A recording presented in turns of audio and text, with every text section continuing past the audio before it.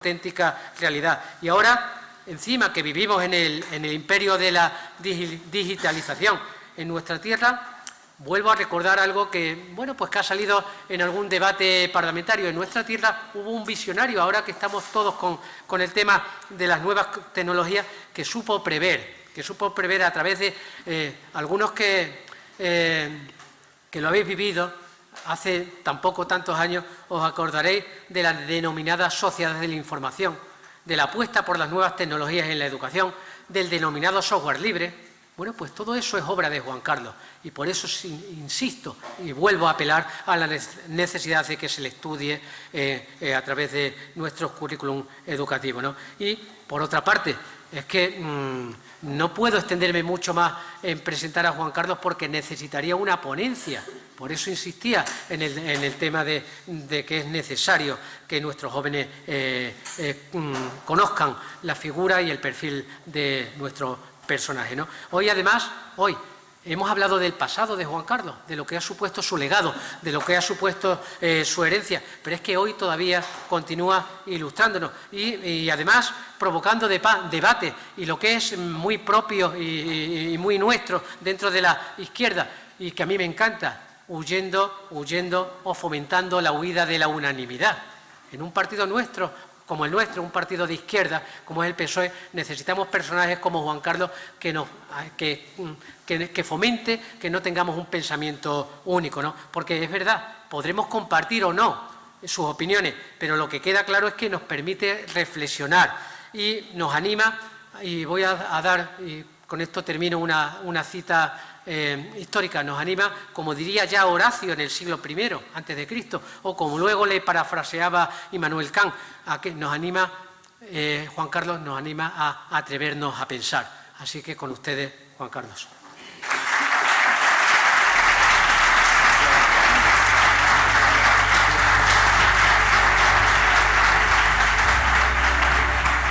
Muy bien. Buenos días. Le doy las gracias a Fernando por la invitación que me ha hecho. Siempre que hay una jornada de este tipo me invita, me da libertad para que hable de lo que quiera y agradezco además sus palabras que seguro que habéis sabido valorar en sus justos términos, porque no conozco a nadie que por muy moderado que sea, y Fernando es un hombre moderado, no se convierta en un extremista radical a la hora de presentar a alguien. Y eso es lo que ha hecho él en su intervención. De todas maneras, puesto que él hablaba para los más jóvenes, también yo quisiera empezar lanzando un mensaje a esos más jóvenes para decirles que si pudimos estar tantos años gobernando Extremadura y seguimos estándolo, es porque aprendimos desde muy temprano que la política es el aprendizaje de la decepción. Y quien no sea capaz de aprender a dominar la decepción no está capacitado para ejercer la política. Y dominar la decepción y aprender la decepción significa construir desde lo que se consigue, aunque lo que se consiga en un principio no sea todo aquello que te habías propuesto. Y si consigues 5 en lugar de 10, hay gente que se desespera y tira los instrumentos, y hay gente que con 5 es capaz de seguir avanzando para llegar al objetivo de 10. No estoy tampoco, para los jóvenes, no estoy en Twitter, ni en Facebook, ni en nada de esas cosas. Por lo tanto, no me dedico a insultar a la gente desde el anonimato y desde la cobardía. Por lo tanto, que pierdan la esperanza aquellos que consideren que yo me voy a enojar porque digan algunas cosas que últimamente no suenan bien. Y no me enojo, primero, porque no las leo, y en segundo lugar, por algunas ocasiones, cuando algún amigo o amiga se encarga de advertirme de las cosas que se dicen, en alguna ocasión he mirado y he visto que ha habido personas que a las 3 de la mañana de un sábado pues se han puesto a criticar mi artículo o mis declaraciones, y me ha dado mucha lástima y mucha pena. Porque que alguien un sábado a las 3 de la mañana se ponga a pensar en mí, con las cosas que hay que hacer un sábado a las 3 de la mañana, pues me produce un sentimiento de pena. Y me entraba ganas de escribir diciendo, chico, tú lo que tienes que hacer es ir al psiquiatra y olvidarte de mí y a ver si eres capaz de aprovechar mejor el tiempo. No soy, frente a lo que pudieran decir algunos, no soy un patriota nacionalista español. Aunque cuando en el año 83-82 ganamos las elecciones generales, nos poníamos muy orgullosos, los socialistas de aquel tiempo, cuando desde el extranjero, desde la prensa extranjera, se calificaba al gobierno español de Felipe González jóvenes nacionalistas españoles. Y nos poníamos muy orgullosos, muy satisfechos, porque nos consideraban así. Yo no soy, ni me siento orgulloso de ser español siquiera, porque yo solo me siento orgulloso de aquello que he contribuido a hacer o que he hecho personalmente, pero nacer en Extremadura, en España, en Europa, no dependió de mí, no hice nada. Por lo tanto, no puedo sentirme orgulloso de aquello que no he hecho. Me siento muy agradecido de ser español. Me siento muy agradecido por ser extremeño y me siento muy agradecido por vivir en la parte del mundo donde más igualdad existe, donde más libertad existe y donde más democracia existe. Si mis padres hubieran tenido la mala idea de haberme parido en Siria, pues seguramente yo no estaría aquí ahora, sino que me habría ahogado en el mar Mediterráneo como tantos y tantos lo hacen como consecuencia de la desgracia que tuvieron de haber nacido de la raya para allá y no de la raya para acá. Si alguien cree que si consigue un número significativo de votos como para poder violar la Constitución fundamentalmente en su artículo 1 y su artículo 2, sin que eso provoque disturbios y violencia, cuanto antes le vayamos quitando de la cabeza esa idea, mejor para todos. Mejor para todos. Si alguien piensa que teniendo en las próximas elecciones autonómicas catalanas un 60% de votos a favor de la independencia se puede violar la Constitución, que sepan que eso seguramente generará inestabilidad y generará violencia. Y la violencia que se genere será la consecuencia de aquellos responsables que quieren conseguir esos objetivos por la fuerza. Voy a recordaros, me voy a adentrar en un tema que se me ocurrió estudiar desde que en el año 1997 participé en una escuela de verano de los jóvenes nacionalistas catalanes, en el Pirineo de Gerona, me parece que era, o de Lérida, no me acuerdo ya muy bien, y en el que en el coloquio uno de ellos, un joven nacionalista, entonces no se llamaban independentistas, eran solo nacionalistas, pero ya tenían allí Cataluña Libre y Cataluña Independiente en las pancartas por las que fuimos recibidos, y ya uno me dijo que en la guerra civil Franco liberó a Extremadura y tomó Cataluña. Y los argumentos que me dieron me enervaron tanto, y aquí lo que se va a discutir hoy o se va a tratar hoy indica que efectivamente a nosotros no nos liberó nadie, sino todo lo contrario, nos masacraron. Me enervó tanto que decidí a partir de ese momento ponerme a estudiar un poco qué es lo que había pasado en España para que unos fueran tan ricos y otros fueran tan pobres. Y no hablo ahora solo de personas, sino hablo fundamentalmente de territorios. Y voy a recordar algunos de los lemas, de las frases o de los eslogans sobre los que se intenta sostener la ideología independentista. Recordar, Cataluña no es libre porque está oprimida por España. Conseguir la libertad para el pueblo catalán es independizarse de España, opresora de nuestras libertades y derechos históricos. Eso es uno. Otra es, España nos roba. Cuando Cataluña sea independiente, el nivel de vida en esta nueva Cataluña será equiparable al de las naciones más ricas del mundo. Y si entráis en Internet, pues frases y eslogan como estos podéis encontrar por centenares. Y estos y otros muchos, que se encuentran fácilmente en las redes, constituyen el colofón económico que cierra el bucle de todos los otros mensajes ideológicos que se pueden comprar fácilmente cuando existe una ciudadanía lo suficientemente estúpida como para creerse tal tipo de falsedades. Y en Cataluña hay un nivel de incultura política y la suficiente estupidez como para comprar o para creer que la compra de la prosperidad y de la felicidad para todos los bolsillos catalanes y a coste cero resulta creíble con tan solo independizarse del resto de España. El problema con el que nos encontramos es que ese tipo de falsedades pesan como una losa de granito en la mentalidad de aquellos ciudadanos catalanes que han interiorizado y hecho suyo ese discurso fácil pero falso. Si yo preguntara ahora mismo en un instituto de Barcelona o de Gerona o de Lérida, por ejemplo, oiga, en el siglo XVIII, ¿qué creen ustedes que tenía más población, Galicia o Cataluña? La respuesta, estoy seguro, de todos los estudiantes catalanes sería que en el siglo XVIII tenía muchísima más población Cataluña. Pues es mentira. En el siglo XVIII, en 1787, un padrón decía que Cataluña tenía 802.000 habitantes y Galicia tenía 1,3 millones de habitantes. ¿Y qué es lo que ha pasado entonces para que gallegos, andaluces, extremeños, manchegos tuvieran que dejar sus tierras y marcharse a otros territorios, como por ejemplo a Cataluña, o al País Vasco, o a Valencia, para ganarse la vida? ¿Qué es lo que ha pasado? Para que Cataluña se sienta cómoda en España, es una de las frases que más se ha repetido en los últimos años. Y sobre todo se empezó a repetir a partir de la entrevista que Artur Mas, entonces presidente de la Generalitat, tuvo con el presidente del Gobierno, el señor Rajoy, donde fue a pedir un nuevo sistema de financiación similar al cupo vasco y salió con esa frase de que Cataluña estaba incómoda en España.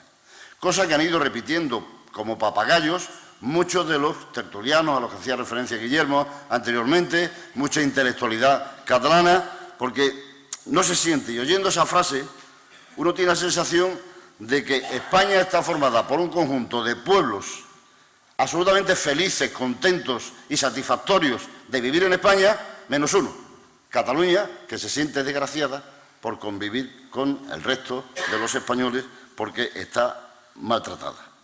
¿Quién le ha dicho a ellos que el resto de los españoles nos sentimos felices y contentos de vivir en un país como el nuestro? ¿Quién puede sentirse cómodo y feliz en un territorio con un 23% de paro? ¿Quién le ha dicho a los catalanes que nosotros estamos absolutamente felices y contentos y que nos apiadamos de ellos, pobres catalanes que están en una situación de desesperación? ¿Por qué tanto ilustrado,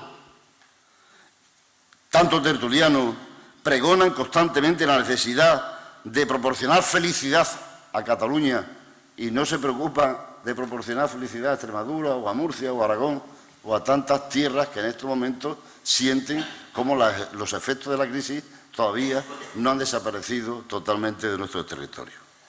La segunda pregunta que yo me formulo es la siguiente. ¿Desde cuándo creen que se sienten poco cómodos en España los que se sienten incómodos en España? ¿Desde cuándo? En su diario de un turista, en 1839, Stendhal, el maestro de la novela realista, recoge con la perspicacia propia de su talento sus impresiones tras un viaje de Perpiñán a Barcelona. Y dice el tío lo siguiente: los catalanes quieren leyes justas, a excepción de la ley de aduana, que debe ser hecha a su medida. Quiere que cada español que necesite algodón pague 4 francos la vara. El español de Granada, de Málaga o de La Coruña no puede comprar paños de algodón ingleses, que son excelentes y mejores que los catalanes y que cuestan 1 franco la vara. Stendhal, que además de escritor era también un conocedor de la administración, porque era de la administración napoleónica, dice lo siguiente: el arancel proteccionista implantado por los gobiernos de España en atención a la perpetua queja de la industria catalana ha convertido al resto de España en un mercado cautivo textil del catalán, cuando es notorio que es más caro y peor que el inglés. Un premio colosal, pues no había entonces industria más importante que la del algodón, que será pronto matriz de otras como la química. Esa descomposición y descompensación primigenia, el arancel, reescribe toda la historia económica de España. El arancel ahora está de moda como consecuencia de las peleas entre Estados Unidos y China. Bueno, pues el arancel es la consecuencia de la diferencia entre territorios a lo largo del siglo XVIII, XIX y del siglo XX, como diré a continuación.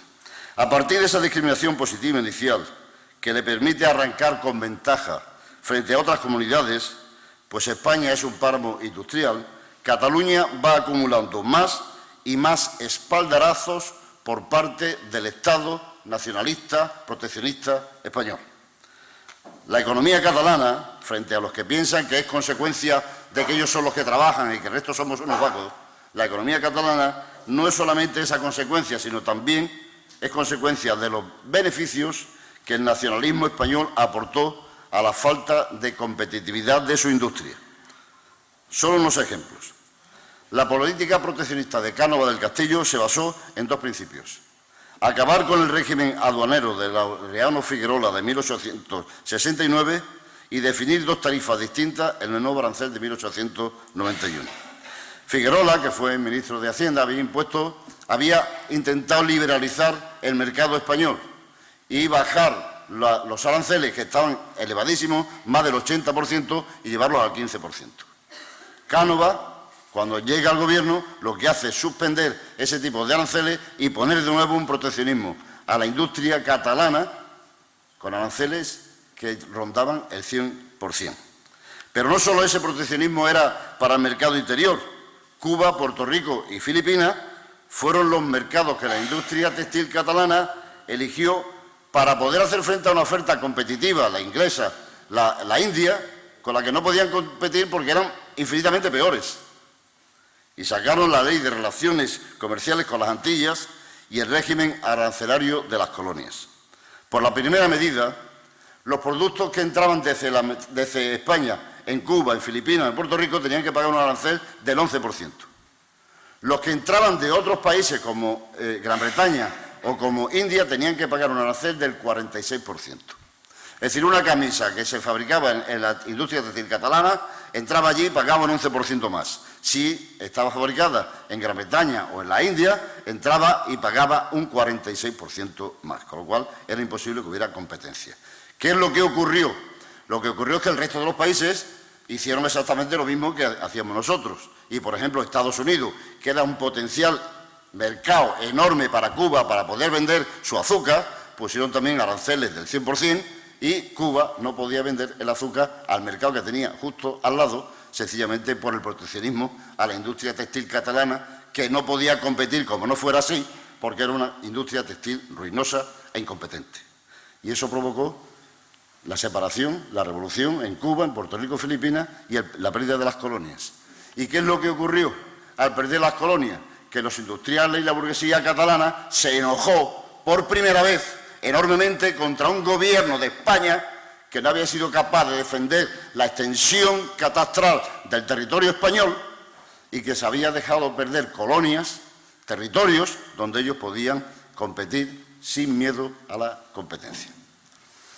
Hoy podríamos decir casi lo mismo. No quite usted territorio porque si no vamos a perder competencia. Otro ejemplo, la primera línea férrea de España, ¿dónde se hace? En el año 1848, Barcelona-Mataró. La primera empresa de producción y distribución de fluido eléctrico a los consumidores se creó en Barcelona en 1881. Se llamaba, significativamente, Sociedad Española de Electricidad. La primera ciudad española con alumbrado eléctrico, la primera, Gerona. La teoría del agravio de Cataluña no se sostiene en nada. De hecho, el resto de España todavía aportará algo más, mano de obra masiva y barata para atender a la única industria seria que en ese momento había en España, que era la catalana, y algo en el oasis del País Vasco. En el siglo XX llegan más ventajas competitivas para Cataluña. Con la llegada de la dictadura de Primo de Rivera, las cosas en la industria volvieron a su cauce proteccionista. Habían dejado de estar protegidas durante 3 años y vuelve otra vez el proteccionismo con la dictadura de Primo de Rivera. No en vano, el pronunciamiento de Primo de Rivera lo hace en la Cámara de Comercio de Barcelona, rodeado de la alta burguesía catalana y de los industriales más significativos de los sectores de las federaciones catalanas más importantes. ¿Y qué es lo que hace Primo de Rivera? Lo primero que hace es la Ley de Protección Industrial de 1926, que convirtió a España en un espacio económico cerrado. Nadie podía entrar. Los aranceles eran del 100%, Por tanto, quienes iban a vender sus productos en España con unos aranceles del 100%. Y cuando ese golpe tuvo lugar, cuando Primo de Rivera da el golpe de Estado, el pronunciamiento, Cambó, el líder de la Liga Regionalista Catalana, no dudó en exclamar que aquel era el único dulce que había podido paladear en un año amargo. Y Puig y Cadafal, también de la Liga, lo corroboró al afirmar que entre un golpe ilegal y los políticos corrompidos del sistema liberal, hasta entonces la Liga prefería el golpe. El mismo autor sigue diciendo: la euforia con que las cámaras de comercio e industria de Cataluña dieron la bienvenida al dictador fue ampliamente recompensada con paz social y con los aranceles más altos de Europa. Esto lo dice Benamí en su libro Hacia una comprensión de la dictadura de Primo de Rivera.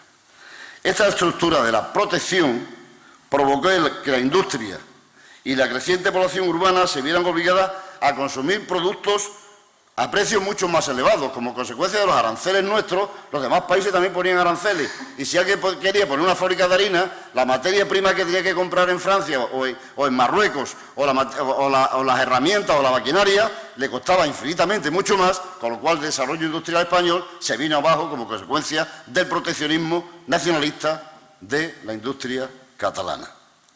La victoria de Franco en la Guerra Civil supuso una ruptura con la economía de España, con la historia económica de España, y sin duda fue de lo más brutal que ha ocurrido en el siglo XX. La burguesía catalana sería considerada por algunos sectores del nuevo régimen, por los más fanáticos falangistas del nuevo régimen, la consideraron culpable, lo que la llevaría, por una parte, a esa burguesía a constantes y reiteradas adhesiones al régimen y, por otra parte, a la renuncia de toda la defensa de la identidad nacional e incluso abandonaron el habla catalana. La burguesía no hablaba catalán después del golpe después de la guerra civil, del golpe de Estado de Franco. Las manifestaciones de gratitud hacia el régimen restaurador se repetirían durante los primeros años 40 en todas las organizaciones patronales catalanas. Así, por ejemplo, el presidente del gremio de fabricantes de Sabadell, durante la visita de Franco a la ciudad con motivo del tercer aniversario de la liberación, llamaba a los industriales a, cito, mostrar toda nuestra gratitud imperecedera al Salvador de España, recordando que después de Dios es al generalísimo Franco y a su valeroso ejército a quienes debemos la terminación de nuestro cautiverio y la conservación de nuestros hogares y la recuperación de nuestro patrimonio industrial. Esto lo escribe Carmen Molinero de la Universidad de Barcelona, poco sospechosa. En 1943, Franco establece por decreto que solo Barcelona y Valencia pueden realizar ferias de muestras internacionales. El otro día me preguntaba alguien a propósito de IFEMA, que decían que se empezó a hacer en el año 1980. Es que antes no podían, porque hasta 1979 no se quitó ese decreto. Y solamente podían hacer feria de muestras Barcelona y Valencia. Y en el año 80 comienza IFEMA. Hoy IFEMA es más importante que la Feria de Barcelona, pero de eso no tiene la culpa nadie porque no hay otro Franco que impida que se hagan ferias de muestras internacionales en otros sitios. No digo nada de lo que era el coeficiente de inversión obligatoria de las cajas de ahorro, que los más jóvenes no saben ni de qué estoy hablando, pero los mayores sí. Las cajas de ahorro estaban obligadas a invertir allí donde decidiera el régimen. Y mientras el dinero estaba, por ejemplo, en los años 70 al 25% de interés, ese dinero que había que prestar obligatoriamente a otros territorios se hacía al 3%. ¿Y dónde se invertía el dinero de la Caja de Ahorros de Extremadura, de las cajas de ahorros de Extremadura, de Andalucía, de Galicia? ¿Dónde? ¿En Extremadura? Nunca. En Andalucía, menos. En Galicia, menos. ¿Dónde? En Cataluña y en el País Vasco. Y allí iba nuestro dinero. Y con nuestro dinero, nuestra gente. ¿Para qué iba la gente allí? ¿Para qué iba el dinero? Para hacer autopistas. ¿Quién hacía las autopistas? Los picapedreros.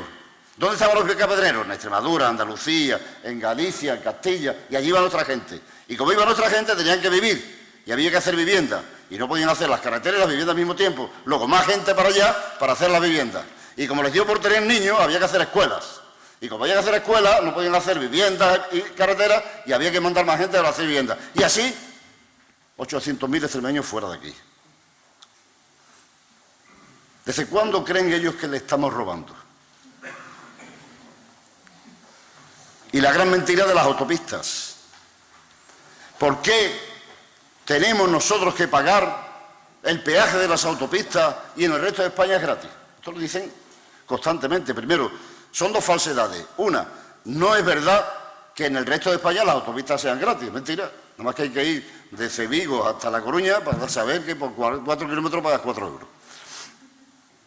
Pero es que además, el general Franco firmó un decreto en los años 70, cuando se empezaron a hacer las autovías en Cataluña y en el País Vasco, garantizando que los préstamos internacionales que pidieron las empresas concesionarias para poder llevar adelante obras de tal magnitud, les garantizó que el precio del dólar de ese momento se mantendría siempre.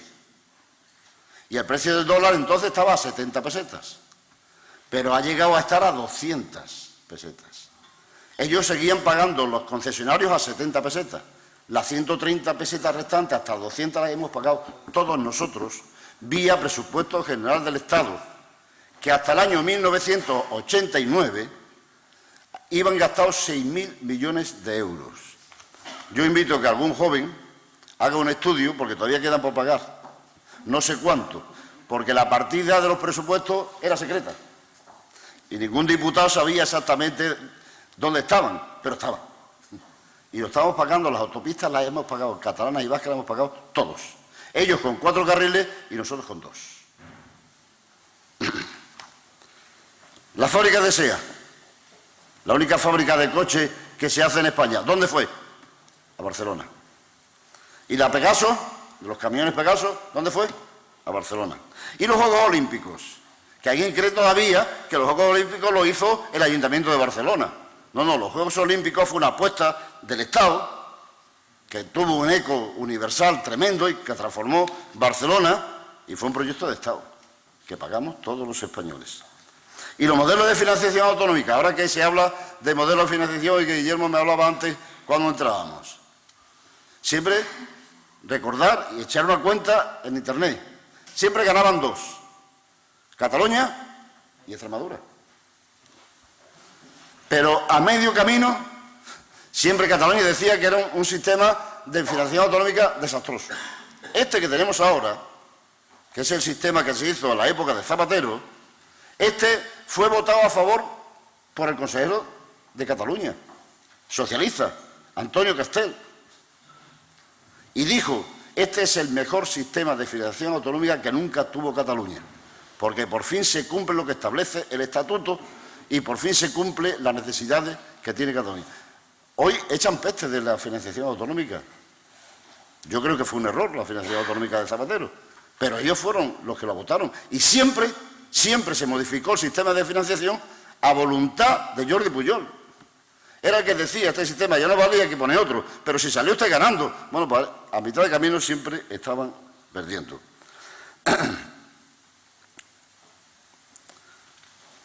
No digo nada, el nuevo Estatuto de Cataluña, que ellos ya no quieren, pero el nuevo Estatuto de Cataluña comete, y no solamente el de Cataluña, también el de Andalucía, el de Valencia, etcétera, la cosa increíble de que la entidad menor le obliga a la entidad mayor a invertir.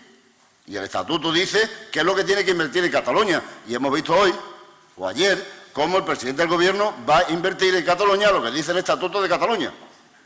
Es decir, un 19%, que es lo que ellos aportan al Producto Interior Bruto español. Todas las capitales de provincia, todas las capitales de provincia catalana están conectadas por AVE. Todas. Es la única región que tiene todas sus cuentas. Así que, cuando llegan las libertades económicas y se evaporan los aranceles y los monopolios, España logra crear, contra todo pronóstico, la mayor multinacional textil del planeta. ¿Dónde? En La Coruña, Inditex. Sorprendentemente. Quienes vivimos en tierras que vieron partir a miles de jóvenes trabajadores que no tenían posibilidad de trabajar en sus lugares de nacimiento, sabemos que si de Extremadura, de Andalucía, de Castilla, de Galicia, salían autobuses repletos de emigrantes, no era por divertimento, sino por necesidad. en los años 80, en los primeros años 80, cuando los socialistas llegamos al gobierno de Extremadura, una de las cosas que teníamos que controlar eran los autobuses piratas que salían todos los viernes, camino de Cataluña, camino del País Vasco, de Valencia, de Suiza, de Francia. Estoy hablando de los años 80. Y tuvimos que hacer un control exhaustivo porque hubo un accidente mortal donde murieron bastantes personas. Otros territorios fuimos los paganos de esas políticas proteccionistas. Para la gran mayoría de los españoles resulta insultante que la burguesía catalana, que está usando de fuerza de choque a jóvenes de segunda y tercera generación y que fueron obligados sus padres, sus abuelos a salir de sus pueblos, que los estén utilizando de fuerza de choque para reclamar la independencia de un territorio que por lo visto se siente incómodo en una España que le trató como nunca se había tratado a ninguna otra parte. A grito de España nos roban, han conseguido llenar de fantasmas la mente de jóvenes de segunda y tercera generación de zonas de España a las que se les robó lo mejor que tenían, las personas. Seguro que cuando repiten el eslogan no están creyendo que los ricos robamos a los pobres. Estarán pensando lo contrario, ¿no? Que los pobres robamos a los ricos. ¿Cómo de ricos serían que llevamos no sé cuántos siglos robándoles y si ellos siguen siendo los ricos y nosotros seguimos siendo los pobres? ¿Desde cuándo creen que se les roba? ¿Desde Felipe V? ¿Desde Cánovas? ¿Desde Primo de Rivera? ¿Con Franco? A lo largo del periodo franquista, Cataluña, del periodo franquista, cuando empieza el gobierno de Franco, Cataluña tiene 2,9 millones de habitantes y acoge a más de 2 millones procedentes de Galicia, de Andalucía, de Extremadura y de La Mancha. ¿Qué clase de milagro es ese que un territorio explotado y robado, en lugar de perder población, lo que hace es crecer? Que nos cuenten ese misterio porque habría que intentar aprender para aplicarlo. El proteccionismo de Cataluña, como he dicho anteriormente, retrasó el desarrollo industrial de España por los aranceles que nos ponían a nosotros para compensar los aranceles que nosotros poníamos al resto de los productos. Y ahora, de nuevo, Cataluña y la corrupción política habida en ese territorio está contribuyendo a la destrucción de la democracia en España. ¿Por qué lo digo así tan tajantemente? Los más veteranos recordarán cómo en el año 1984 el entonces presidente de la Generalitat, Jordi Pujol, convocó desde la presidencia del gobierno catalán una manifestación para desagraviarle, porque dos fiscales anticorrupción, Paco recuerda, Villarejo y Mena, les imputaron varios delitos societarios cometidos cuando era dirigente de la banca catalana, no como presidente de la Generalitat.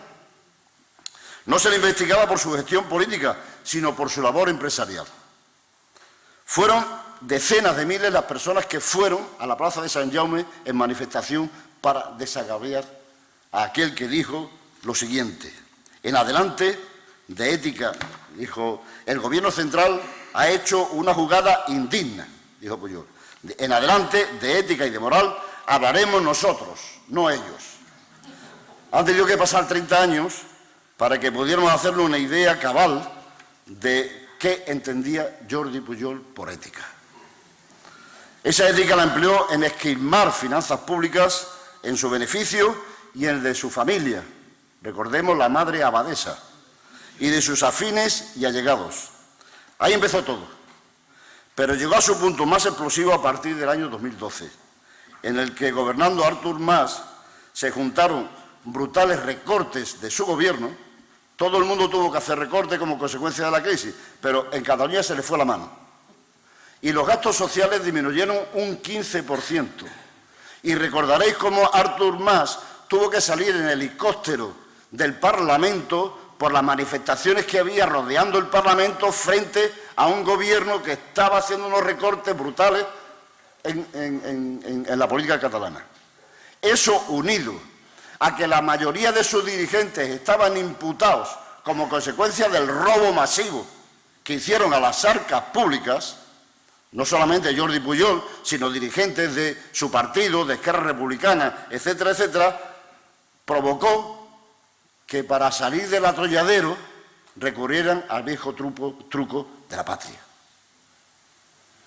Salieron con las banderas, con su primer eslogan, España nos roba, convirtieron en enemigos del pueblo catalán a España, y no a los que habían estado robando, esquilmando y recortando las prestaciones sociales en Cataluña. Y llama la atención que una masa de seguidores esté tan fanatizada que, lejos de indignarse por el robo al que han estado sometidos por parte de sus caudillos, se deje seducir por el fácil eslogan de España nos roba. Solo el fanatismo y la incultura democrática pueden explicar, que no justificar, este comportamiento de ciudadanos enajenados en su libertad, es decir, convertidos en siervos. Cualquiera sabe que el PSOE no va a aceptar jamás una solución confederal, salvo que esté dispuesto a desaparecer en buena parte de España. Pero la situación derivada del acuerdo para la abstención de Esquerra Republicana de Cataluña puede llegar a ser inaceptable democráticamente, es decir, constitucionalmente, que es la única forma de convivir en democracia. Inaceptable no porque no se deba dialogar, sino porque el diálogo debe darse dentro de la Constitución, del Estatuto de Autonomía catalán y del ordenamiento jurídico. Es decir, los que rompen la regla unilateralmente deben volver a ese marco para defender sus posiciones y no forzar a los interlocutores que sean ellos los que se salgan del marco para poder dialogar. A partir de ahí, estoy dispuesto a barajar las siguientes situaciones que se pueden producir como consecuencia del resultado de la investidura. Una, el PSOE consigue introducir en la senda constitucional a Esquerra Republicana, a Puigdemont y lo que quiera que sea su partido, a Unidas Podemos e incluso a Bildu. Esto significaría una importantísima aportación del Gobierno socialista a la estabilidad política y al mantenimiento de la unidad territorial. Si eso ocurre, tiene el Gobierno mi aplauso incondicional. Otra solución que pudiera ser, estoy dibujando escenarios, Pedro Sánchez, presidente del Gobierno, realiza una operación que concluye con el intento de salir del marco constitucional por parte del Gobierno de España, lo que conllevaría la postergación del PSOE y su descomposición como partido. Y una tercera opción, se mantiene el Gobierno en su posición institucional y los independentistas en la suya. Entonces no sé cuánto puede durar la situación actual. Será obligación de todos que apoyemos la Constitución y defendamos la unidad de España para evitar que sea la segunda de las hipótesis la que se ponga. Sería el hundimiento del PSOE. Y si se hunde el PSOE, si casi desaparece el PSOE, España se rompe definitivamente. Lo digo con tanta firmeza porque si se hunde el PSOE, no hay nada que le sustituya en la tarea de mantener la unidad de España. Nada. Porque si nosotros desapareciéramos, y es una hipótesis que yo no deseo y voy a pelear para que no ocurra nunca, pero ya pasa en Francia, en Grecia, en muchos países, en Italia, etc. Si eso ocurriera, no hay nadie capaz de sustituirnos a nosotros en territorio tan conflictivo como País Vasco y Cataluña. Si nosotros no tenemos representación política seria en Cataluña y en el País Vasco, no vamos a ser sustituidos por otro gran partido nacional que es el PP. Vamos a ser sustituidos por los independentistas. Y si los independentistas se hacen fuertes en Cataluña y en el País Vasco, ¿cuánto tiempo creéis que tardarán en declarar unilateralmente la independencia de sus territorios? Y detrás de ellos Navarra, Baleares, Valencia, etcétera, etcétera, etcétera. ¿Cómo evitar esa política que no es ciencia ficción? Tal vez tendremos que dejar de quejarnos porque nos hemos convertido en un país de quejicas sin consecuencias. Nos estamos quejando todo el día, pero no sirve para nada. Tenemos que conseguir que el PP deje de mirar a su extrema derecha y mire al centro, que ha quedado vacío como consecuencia del egoísmo, de la altivez y la ambición de Albert Rivera. En este momento no existe centro, lo ha dicho Guillermo anteriormente y yo estoy de acuerdo con él. No existe centro político, no está ocupado por nadie. Y del armario han salido la extrema derecha que estaba cobijada en el PP.